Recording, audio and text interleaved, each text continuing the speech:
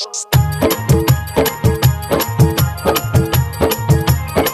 गे अमली की रे कहलियो की अरे 1-2 किलो हमरो द दे। हट लफुआ डीजे मिठू राजा पटसोनी।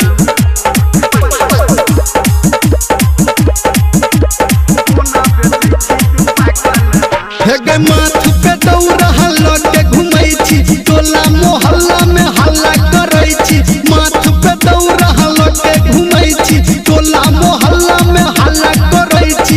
हमरो पता कोनी एकर दाम अरे एकर दाम चाहिए हमरो पाकल आम चाहिए हमरो पाकल आम दते के छौरी पाकल आम कोना बेचै छी तू पाकल आम। डीजे मिठू राजा पटसोनी। मां गायत्री रिकॉर्डिंग स्टूडियो।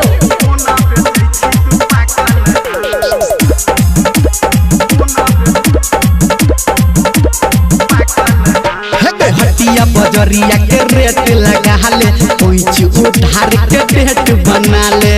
अच्छा हटिया बजरिया के रेट लगा ले पैंच उधार के डेट बना ले। लगे तराजू सामान जो खै छी रुपया कौड़ी के ध्यान रखै छी। हमरो पता कोने एकर दाम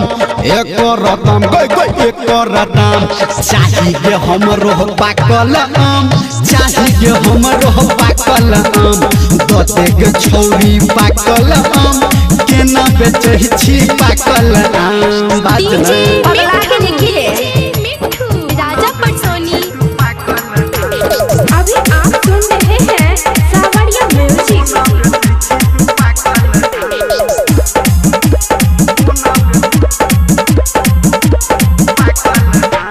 10-15 दिन आम के सीजन छै कहू रमलिया सुखल जमीन छै तैला के अखने बेच ले। 10-15 दिन आम के सीजन छै कहू रमलिया सुखल जमीन छै। दो दिन हमरा तू चुन के लो ले न पैसा तू गिन के कर खत्म तू अपन